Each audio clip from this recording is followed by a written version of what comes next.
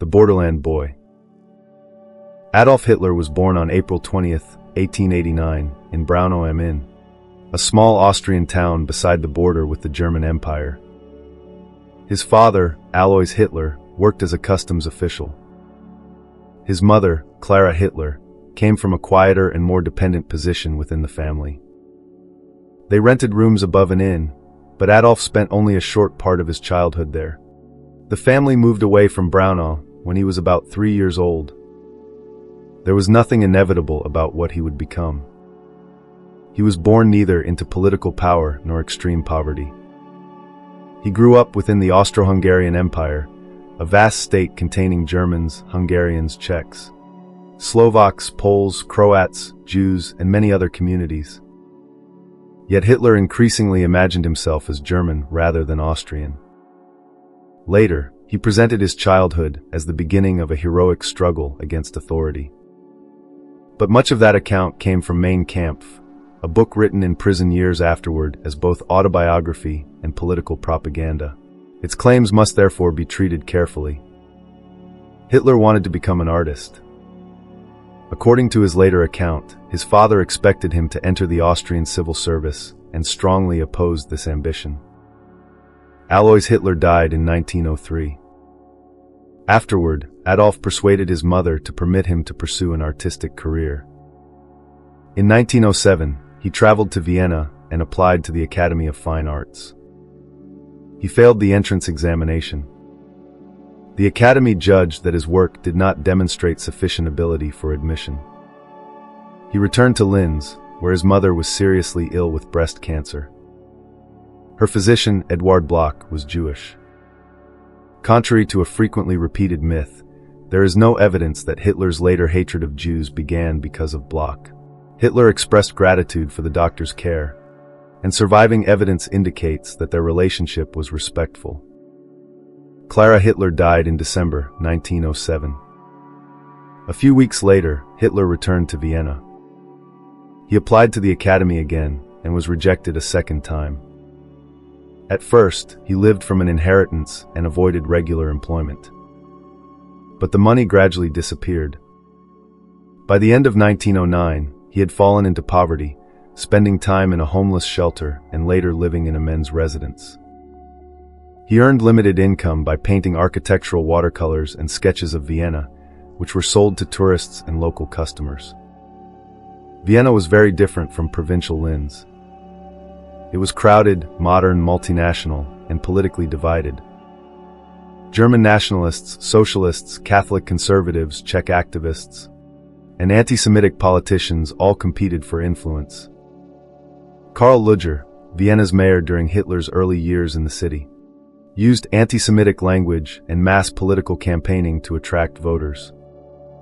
Hitler later claimed that Vienna transformed him into an ideological anti-Semite.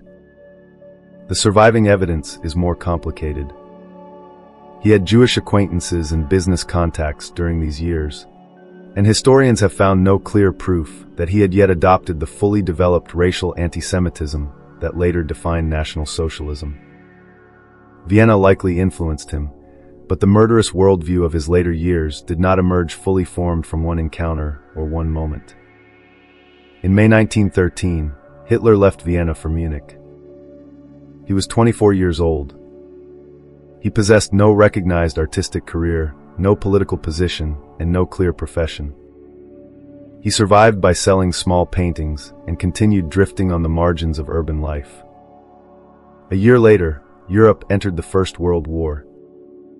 For millions, the war would bring suffering, mutilation, and death. For Adolf Hitler, it would provide the uniform, identity, and purpose that civilian life had failed to give him. Part 2, the war that gave him a purpose. When the First World War began in August 1914, Adolf Hitler welcomed it with enthusiasm. Although still an Austrian citizen, he joined the Bavarian army and was assigned to the 16th Bavarian Reserve Infantry Regiment, commonly known as the List Regiment. The war gave him what civilian life had not: a uniform, a defined community, and a cause larger than himself. Hitler served mainly as a regimental dispatch runner on the Western Front. This was dangerous work, Messages had to be carried between headquarters and forward positions through artillery fire, ruined villages, mud, and exposed roads. Yet his role was usually linked to regimental headquarters rather than continuous service inside the foremost assault trenches. He fought during the First Battle of Ypres and later served through years of industrial warfare in France and Belgium. In October 1916, during the Battle of the Somme, he was wounded in the thigh by shell fragments and sent to Germany for treatment. After recovering, he returned to his regiment. Hitler received the Iron Cross Second Class in 1914 and the Iron Cross First Class in 1918. The second decoration was unusual for a soldier of his rank. It was recommended by Lieutenant Hugo Gutmann, a Jewish officer, an important fact that contradicts later attempts to present Hitler's wartime experience as a simple story of permanent hostility toward all Jews. Despite years of service, Hitler was never promoted beyond the rank of Gefreiter, roughly equivalent to a senior private or lance corporal. He did not command troops or develop experience as a senior military leader. In October 1918, near the end of the war, Hitler was temporarily blinded during a gas attack and sent to a military hospital. While he was recovering, the German government requested an armistice. The emperor abdicated. Revolution spread through German cities. On November 11th, the fighting ended. Germany had not been invaded and occupied in the same manner it would be in 1945. But its military position had become unsustainable. Its allies were collapsing, supplies were failing, soldiers were exhausted, and the Allied armies held the strategic advantage. Hitler refused to accept this reality. Like many German nationalists, he embraced the false stab-in-the-back legend, the claim that the army had remained undefeated in the field and had been betrayed by civilians, socialists, democratic politicians, and Jews at home. This conspiracy theory concealed military defeat behind imaginary treason. It also gave Hitler enemies to blame. He later described the news of the armistice as one of the most painful moments of his life. Because his later account was written for political purposes, its dramatic details cannot always be verified. But the larger transformation is clear. The war had given Hitler an identity. Defeat gave him a grievance. After returning to Munich, he remained in the army during a period of revolution, street violence, and political uncertainty. The monarchy had disappeared, and the new Weimar Republic struggled to establish authority. The army began using selected soldiers for political education and intelligence duties. Hitler attended anti-socialist and nationalist courses and proved to be an effective speaker. His superiors then assigned him to observe political organizations active in Munich. On September 12, 1919, he attended a meeting of the small German Workers' Party. The party had been founded only months earlier by Anton Drexler and Karl Harrer. It was one of many insignificant radical nationalist and anti-Semitic groups operating in post-war Munich. During the meeting, Hitler challenged another speaker in a heated argument. Anton Drexler noticed his ability to command attention and encouraged him to join. A few days later, Hitler became a member. The failed artist had found a political home. The former dispatch runner had discovered that his voice could move a room. And the small discussion circle he entered would soon become the National Socialist German Workers' Party, the Nazi Party. Part 3: The Voice of Hatred. When Adolf Hitler joined the German Workers' Party in 1919, it was still a tiny organization meeting in Munich beer halls. It had no national machinery, no broad electorate, and no realistic path to government. What it possessed was a collection of resentments: hatred of the Weimar Republic, fear of communism, extreme German nationalism, and anti-Semitism. Adolf Hitler did not invent these ideas. They were already circulating across post-war Germany. His importance lay in his ability to combine them into a simple emotional message and deliver that message with unusual force. On October 16, 1919, Adolf Hitler gave his first official speech for the party. He discovered that public speaking provided the attention and sense of command he had rarely experienced before. He began quietly, observing the audience. Then his voice grew louder. His gestures sharpened. His language transformed political problems into stories of betrayal, humiliation, enemies, and national rebirth. He did not explain Germany's defeat through military exhaustion, economic collapse, or the overwhelming strength of the Allied powers. He offered scapegoats, democratic politicians, Marxists, and above all, Jews. This was not ordinary political criticism. Adolf Hitler increasingly described Jews as a racial enemy, supposedly operating inside German society. The claim was false. Jewish Germans had served in the military, participated in public life, and belonged to every major social and political class. But conspiracy theories did not require evidence. They provided emotionally satisfying explanations for complicated events. Every defeat could be blamed on hidden betrayal. Every disagreement could be treated as part of a coordinated attack. Every opponent could be presented as an enemy of the nation. On February 24, 1920, Adolf Hitler announced the party's 25-point program before a large meeting at the Hofbrauhaus in Munich. Soon afterward, the organization adopted the name National Socialist German Workers' Party, commonly known as the Nazi Party. Despite the word socialist, the movement rejected Marxism and class-based internationalism. Its program demanded the creation of a greater German state, the rejection of the post-war settlement, and citizenship defined by racial criteria. Jews were to be excluded from full membership in the nation. The Nazi Party understood politics as performance. Meetings were staged to produce excitement and belonging.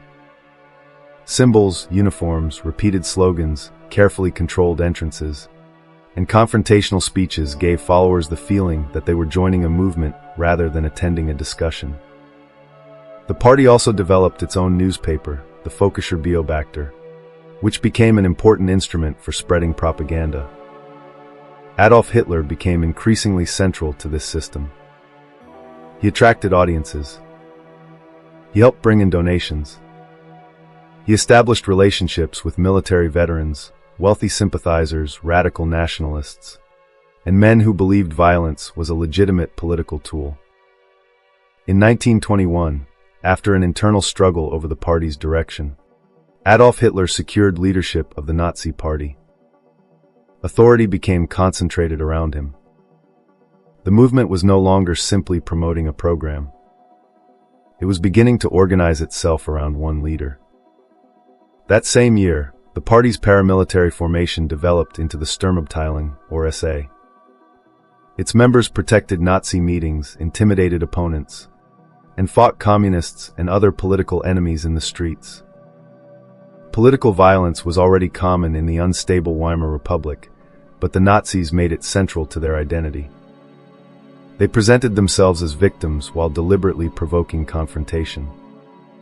Every clash could be used as proof that Germany stood on the edge of collapse and required authoritarian rescue. By 1923, Germany was facing another extreme crisis.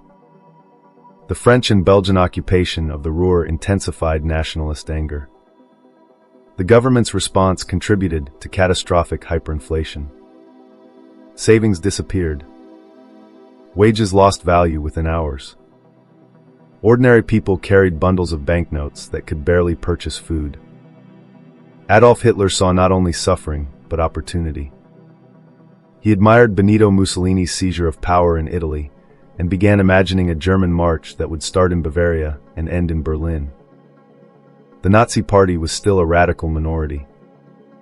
Adolf Hitler believed that bold action could compensate for limited support.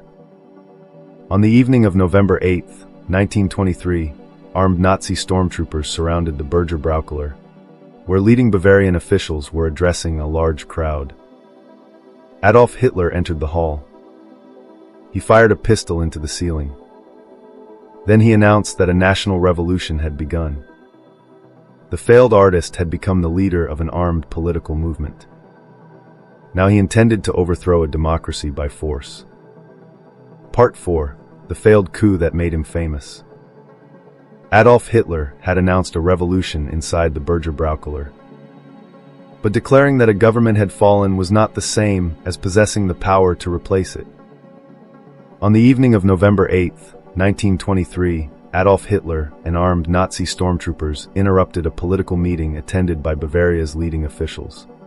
With General Erich Ludendorff supporting the movement, Adolf Hitler hoped to force the Bavarian leadership into joining a march on Berlin that would overthrow the Weimar Republic.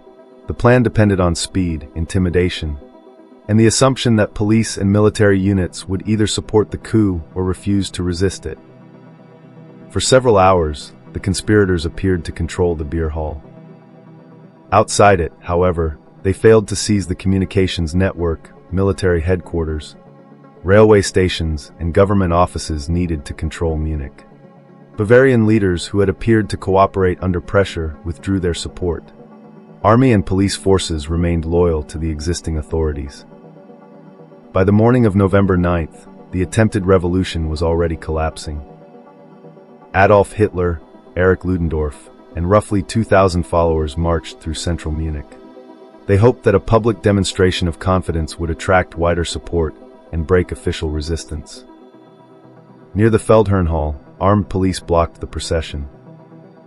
Gunfire followed. 4 police officers and 14 Nazi supporters were killed. The column scattered, and the coup ended within minutes. Adolf Hitler escaped from the scene, but was soon arrested. The Nazi Party was banned, and its leadership was temporarily broken apart. The failed coup should have destroyed Adolf Hitler's political career. Instead, the German justice system gave him a national stage. In early 1924, Adolf Hitler and several other leaders were tried for high treason. The judges showed the kind of leniency often extended to right-wing defendants who claimed to have acted from patriotic motives. Adolf Hitler was permitted to speak at length, turning the courtroom into a platform for propaganda. He accepted responsibility for the attempted coup, but portrayed himself not as a criminal, but as a German nationalist trying to rescue the country.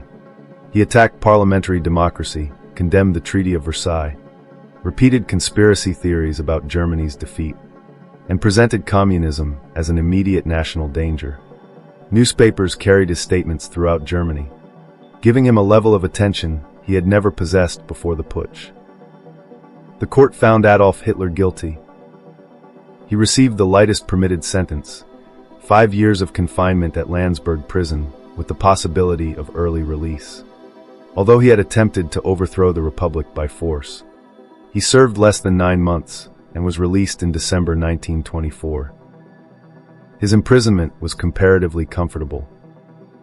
Adolf Hitler received visitors, corresponded with supporters, and worked with Rudolf Hess on the first volume of a book that became Mein Kampf, meaning My Struggle. It combined selective autobiography with political doctrine and propaganda. The book did not hide the central ideas of his movement. It promoted extreme anti-Semitism. It described human history as a racial struggle. It demanded authoritarian leadership. And it argued that Germany must expand eastward to obtain what Adolf Hitler called Lebensraum, or living space. The beer hall putsch also taught Adolf Hitler a strategic lesson.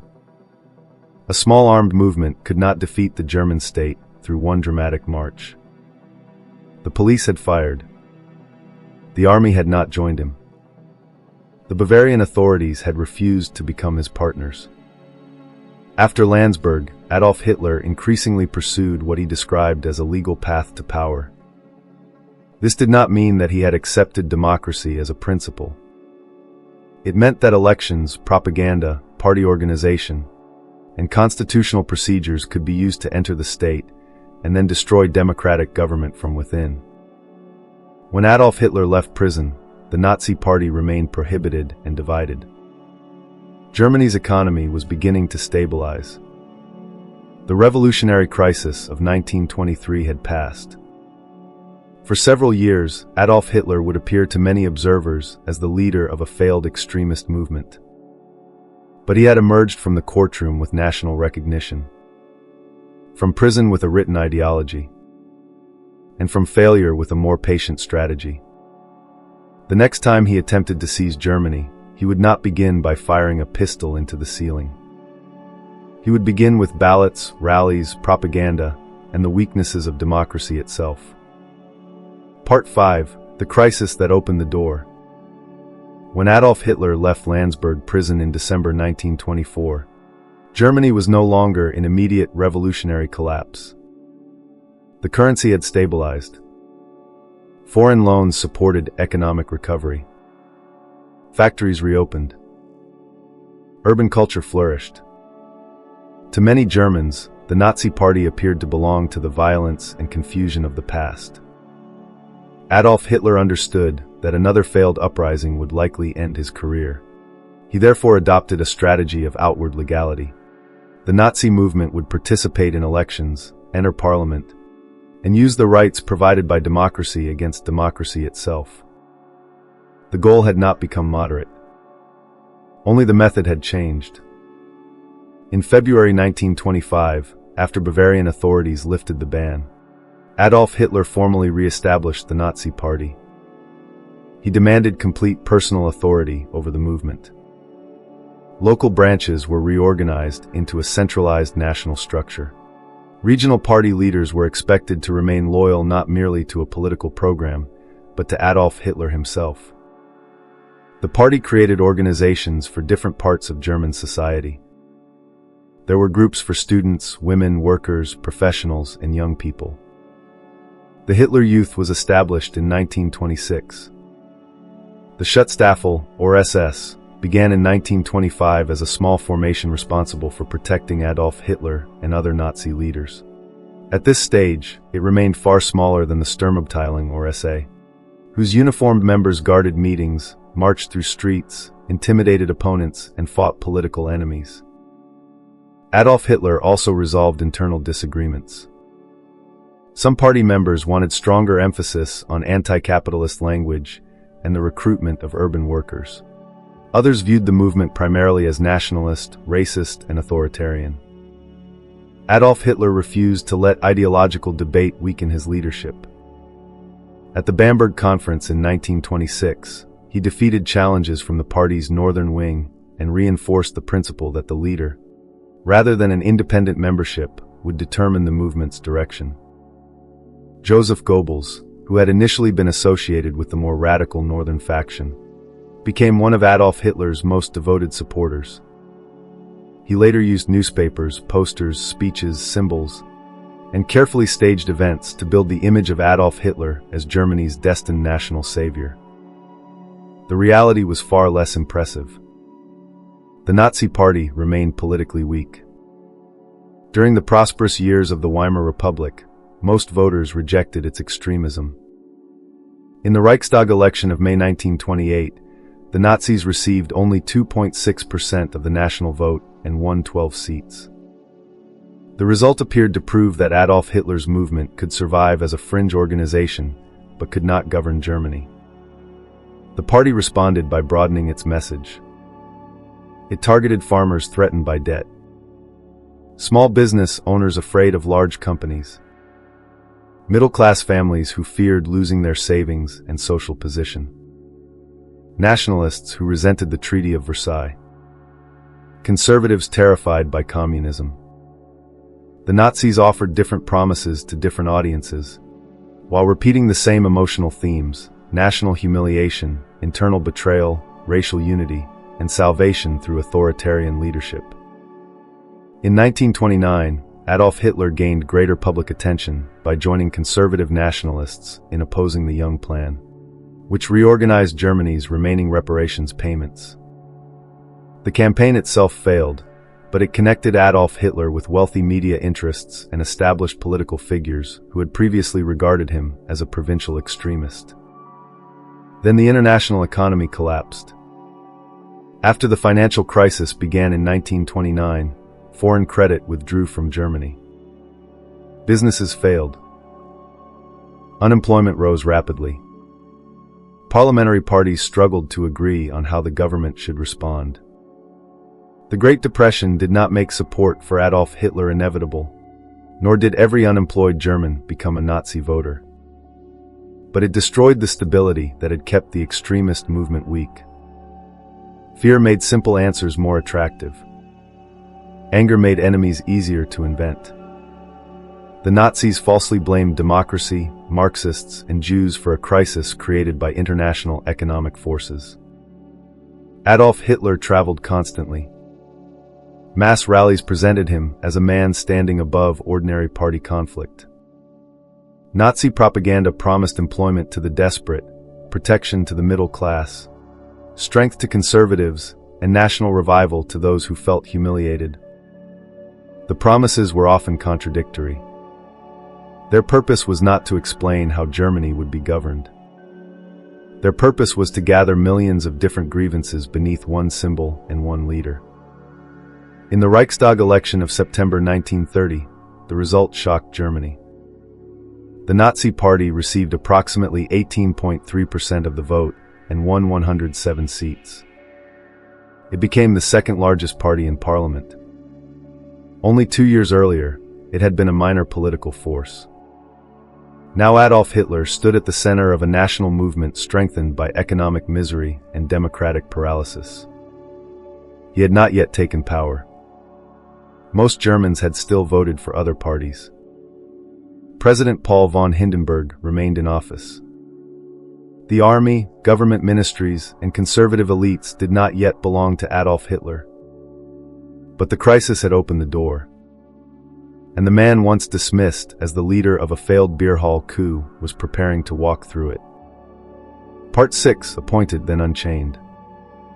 By 1932, Germany's parliamentary system was failing under the pressure of economic crisis and political division. Governments increasingly depended on emergency decrees issued by President Paul von Hindenburg rather than stable majorities in the Reichstag. Adolf Hitler presented himself as the only leader capable of ending unemployment, defeating communism, and restoring national power. In the presidential election of 1932, Adolf Hitler challenged Paul von Hindenburg but lost. The campaign nevertheless gave him enormous publicity. Nazi aircraft carried him between cities, while rallies, posters, newspapers, and radio appearances promoted the image of a modern national leader, rising above traditional politics. In the July 1932 Reichstag election, the Nazi Party won approximately 37% of the vote and became Germany's largest political party. It was a dramatic victory, but it was not a majority. Most German voters still chose other parties. When Adolf Hitler demanded the chancellorship, Paul von Hindenburg initially refused. The political situation remained unstable. Chancellor Franz von Papen lacked parliamentary support. He was replaced by General Kurt von Schleicher, who also failed to build a workable government. Meanwhile, the Nazi share of the vote fell to approximately 33% in the November election.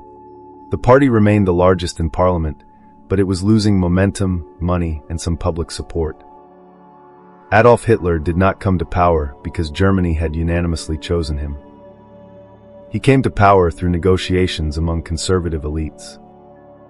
Franz von Papen believed he could use Nazi popularity while surrounding Adolf Hitler with traditional ministers. He persuaded Paul von Hindenburg that Adolf Hitler could be controlled inside a conservative coalition. On January 30, 1933, Paul von Hindenburg appointed Adolf Hitler chancellor. Only 3 members of the new cabinet were Nazis. Franz von Papen became vice-chancellor and assured his allies that they had trapped Adolf Hitler within constitutional limits. They had misunderstood him completely. Adolf Hitler immediately requested new elections. The Nazi government used state authority, police power, propaganda, and street violence to weaken its opponents. Communist meetings were disrupted. Opposition newspapers faced restrictions. Members of the Sturmabteilung and Schutzstaffel received greater freedom to intimidate political enemies. Then, on the night of February 27, 1933, the Reichstag building burned. The full circumstances surrounding the fire have remained disputed, but the Nazis immediately claimed that it proved a communist revolution was beginning. The next day, Adolf Hitler convinced Paul von Hindenburg to approve the Reichstag fire decree. The decree suspended freedom of speech, freedom of the press, privacy of communication, and protection against arbitrary arrest. Thousands of political opponents, especially communists, were arrested. A constitutional emergency measure became the legal foundation for permanent repression. Even under these conditions, the Nazi Party failed to win an absolute majority in the March election. Adolf Hitler therefore pursued another method. On March 23, 1933, the Reichstag considered the Enabling Act. The law would allow the government to create legislation, including laws violating the Constitution, without parliamentary approval. Communist deputies had been arrested, driven into hiding, or prevented from attending. Armed Nazi formations surrounded the building and intimidated those entering. Only the Social Democratic deputies present voted against the act. The required majority was obtained. Germany still possessed a president, parliament, courts, and written constitution. But their ability to restrain Adolf Hitler had been broken. The failed revolutionary of 1923 had learned from his defeat. He had not destroyed democracy through a single armed march.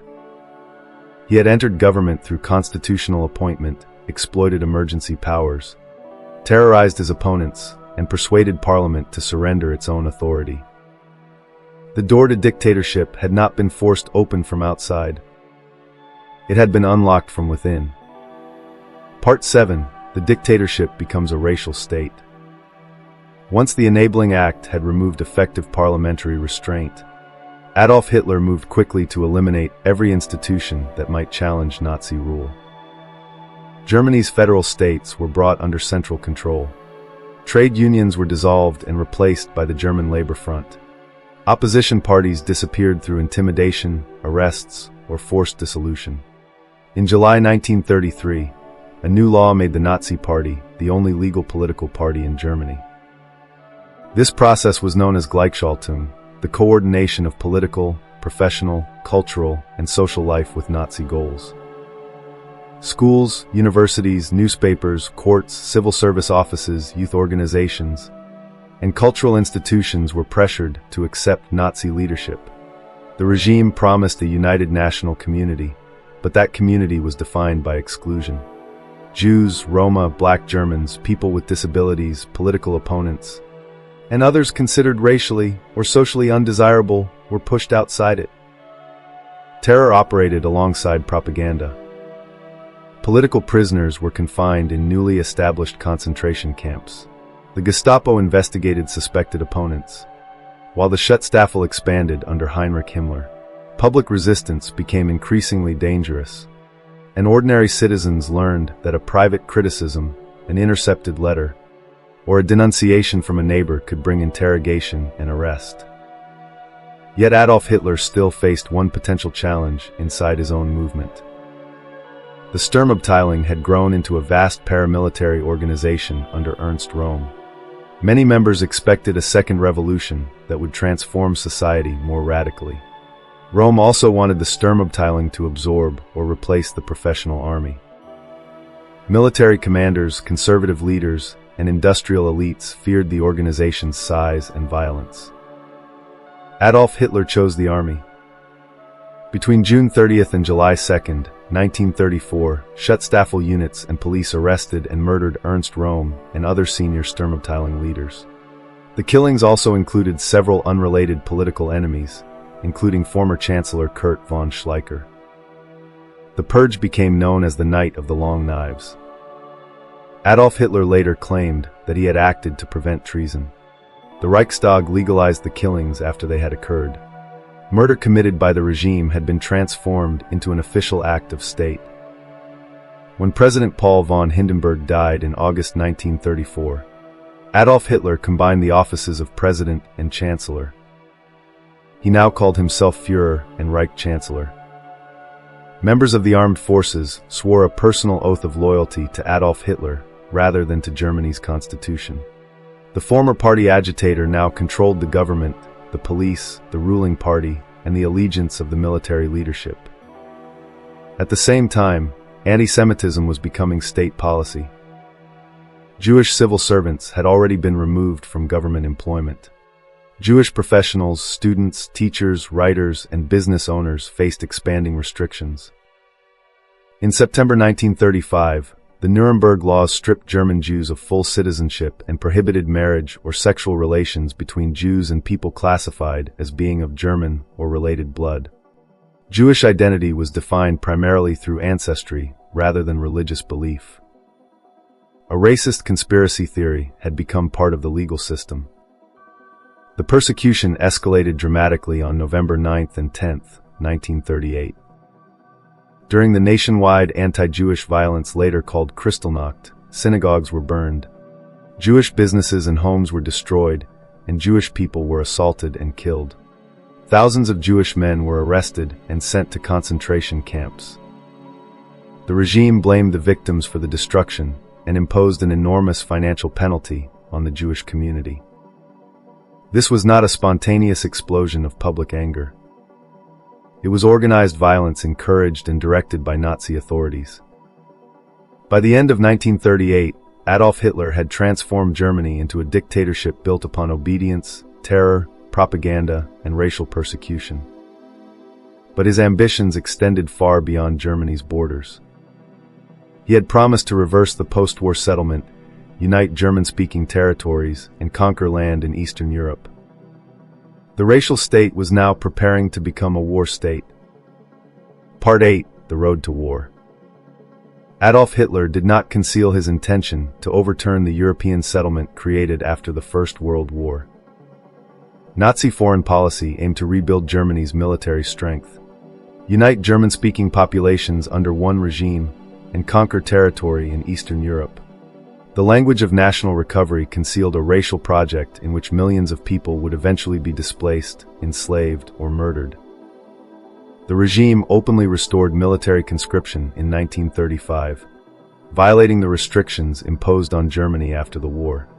In March 1936, German troops entered the Rhineland, which international agreements had required to remain demilitarized. Britain and France protested, but did not intervene militarily. Adolf Hitler had taken a serious risk. The success strengthened his prestige and convinced him that his opponents feared another war more than they were willing to resist his expansion.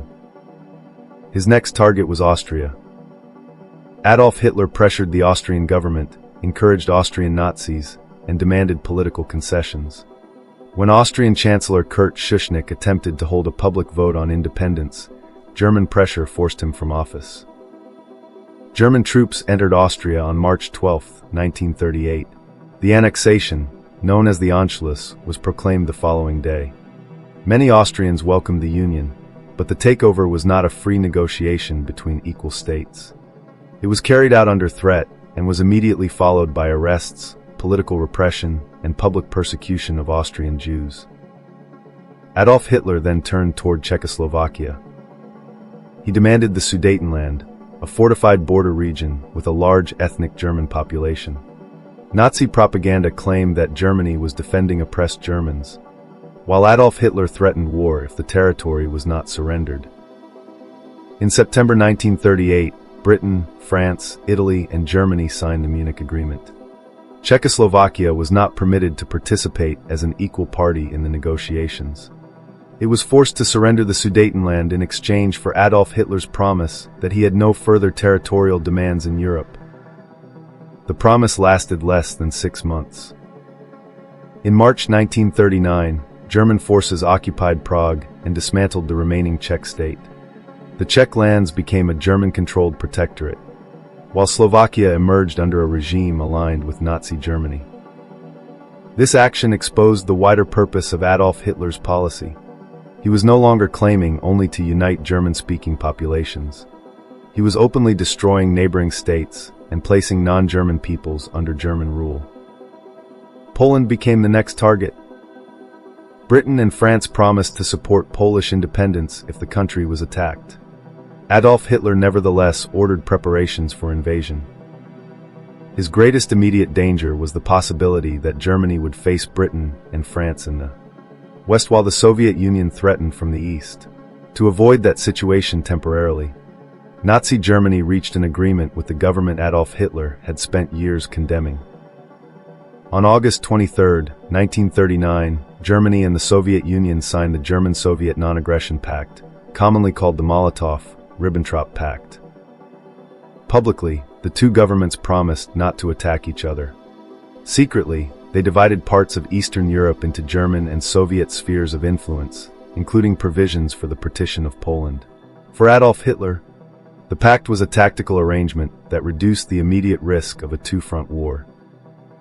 On September 1, 1939, German forces invaded Poland. Armored units, infantry, aircraft, and artillery attacked across the frontier. Nazi propaganda presented Germany as the victim, but the invasion was a planned act of aggression. Britain and France declared war on Germany 2 days later. On September 17th, the Soviet Union invaded Poland from the east. The Polish state was defeated and divided between the two powers. Adolf Hitler had repeatedly gambled that other governments would retreat rather than fight. In Austria, the Rhineland, and Czechoslovakia, those calculations had succeeded. In Poland, the gamble opened a conflict that would spread across continents, destroy cities, consume tens of millions of lives, and create the conditions for genocide. The dictatorship had become an empire of war. Part 9. The War of Annihilation. After Poland was conquered, Adolf Hitler turned toward Western Europe. In April 1940, German forces occupied Denmark and invaded Norway. The following month, they attacked the Netherlands, Belgium, Luxembourg, and France. German armored formations advanced through the Ardennes, bypassing the strongest French defenses and cutting deeply into Allied territory. Within 6 weeks, France had been defeated. British and Allied troops escaped across the English Channel from Dunkirk, but much of their heavy equipment was abandoned. German soldiers entered Paris on June 14, 1940. France signed an armistice later that month, leaving Great Britain as Nazi Germany's principal European opponent. To invade Britain, Germany first needed control of the skies. During the Battle of Britain, the German Air Force attempted to destroy the Royal Air Force and weaken British resistance. When Britain did not surrender, German aircraft increasingly bombed London and other urban and industrial areas. The bombing campaign, known as the Blitz, killed tens of thousands of civilians, but it failed to break British morale or eliminate the Royal Air Force. Adolf Hitler postponed the planned invasion indefinitely. He then prepared for a far larger war. On June 22, 1941, Nazi Germany and its allies invaded the Soviet Union in Operation Barbarossa. It was the largest German military operation of the war. Adolf Hitler expected the Soviet state to collapse within months. German forces advanced rapidly, surrounded enormous Soviet armies, and captured vast territories. But the campaign was not designed as an ordinary struggle between states. It was a racial and ideological war intended to destroy communism, seize territory, exploit resources, and permanently transform Eastern Europe under German domination. Mass murder followed the advancing armies. Special units of the Schutzstaffel and police, known as the Einsatzgruppen, operated behind the front. Assisted by other German formations and local collaborators, they carried out systematic shootings of Jews, Soviet officials, Roma, and other targeted groups. At Babinjar near Kiev, tens of thousands of Jewish men, women, and children were murdered during 2 days in September 1941. Similar massacres occurred throughout occupied Soviet territory. The Holocaust had begun before the invasion through exclusion, forced emigration, imprisonment, deportation, and ghettoization. The Eastern Campaign brought a decisive escalation from persecution towards systematic mass murder. Historians continue to debate precisely when the Nazi leadership finalized every element of the plan to kill Europe's Jews. What is clear is that genocide represented the culmination of Adolf Hitler's anti-Semitic ideology and Nazi policy. On January 20, 1942, 15 senior government and Nazi officials met at a villa in Wannsee outside Berlin. The conference did not mark the beginning of killing, which was already underway. Instead, Reinhard Heydrich presented plans for coordinating what the regime called the final solution to the Jewish question. The language was deliberately bureaucratic. Its meaning was the organized murder of Europe's Jewish population through deportation, forced labor, shootings, and killing centers. Adolf Hitler was not present at Wannsee. He did not need to be. His dictatorship had created the ideological goal, political authority, and system of institutions that allowed officials, police forces, railway administrators, soldiers, and collaborators to participate in mass murder. The genocide was not the work of one isolated organization. It required cooperation across the German state and occupied Europe. Meanwhile, the military war was expanding beyond Germany's ability to control it. After Japan attacked Pearl Harbor in December 1941, Adolf Hitler declared war on the United States. Germany now faced the industrial power of the United States, the British Empire, and the Soviet Union. Yet Adolf Hitler continued to believe that determination and ideological certainty could overcome material reality. In 1942, German armies advanced toward the Caucasus and the city of Stalingrad. The battle became a struggle for streets, factories, ruins, and supply routes. When Soviet forces surrounded the German Sixth Army, Adolf Hitler refused permission for a timely withdrawal. In February 1943, the surviving German troops surrendered. Stalingrad did not end the war, but it ended the image of uninterrupted German victory. Nazi Germany had failed to destroy the Soviet Union, and the strategic initiative was beginning to pass to its enemies. Adolf Hitler had conquered much of Europe. He had also created a war too large for Germany to win. Behind the front lines, millions were being persecuted, deported, enslaved, and murdered. On the battlefield, the armies he had sent east were beginning the long retreat toward Berlin. The darkness he had unleashed was now closing around his own regime. Part 10: The Bunker and the End. By the summer of 1944, Adolf Hitler's empire was collapsing from both directions. On June 6, British, American, Canadian, and other Allied forces landed in Normandy. The invasion opened a major Western front and began the liberation of France. In the east, Soviet armies were destroying German formations and driving steadily toward the borders of the Reich. Adolf Hitler responded to military disaster with increasingly unrealistic orders. He frequently refused to authorize withdrawals, demanding that surrounded units defend positions long after their strategic value had disappeared. Generals who questioned him were dismissed or blamed for defeats.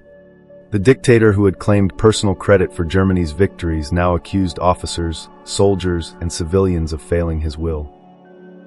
Some German officers concluded that Adolf Hitler had to be removed. On July 20, 1944, Colonel Klaus Schenk von Stauffenberg carried a bomb in a briefcase into a military conference at Adolf Hitler's headquarters in East Prussia. Stauffenberg placed the device near Adolf Hitler and departed before the explosion. The bomb killed and wounded several people, but Adolf Hitler survived. The conspirators attempted to use emergency military plans to take control of Berlin and arrest Nazi leaders. When news spread that Adolf Hitler was alive, the coup collapsed. Stauffenberg and several associates were executed that night. The regime later arrested thousands of suspected opponents and executed many people connected to the conspiracy. The failed assassination attempt intensified Adolf Hitler's suspicion.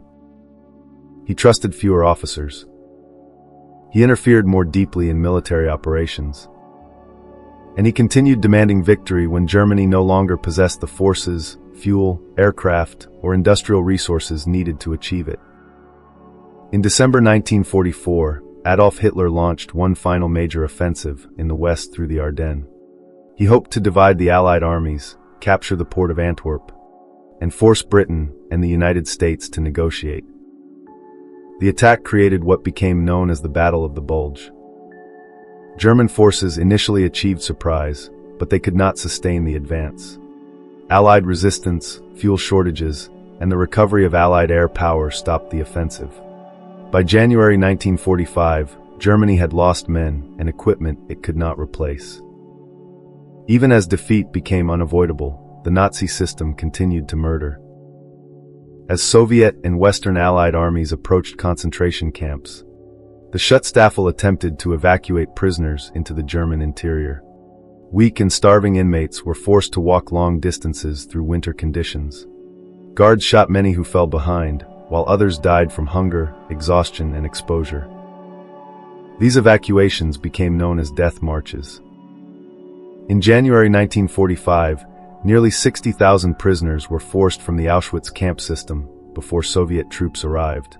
On January 27th, Soviet soldiers liberated Auschwitz and found more than 6,000 surviving prisoners, together with extensive evidence of mass murder.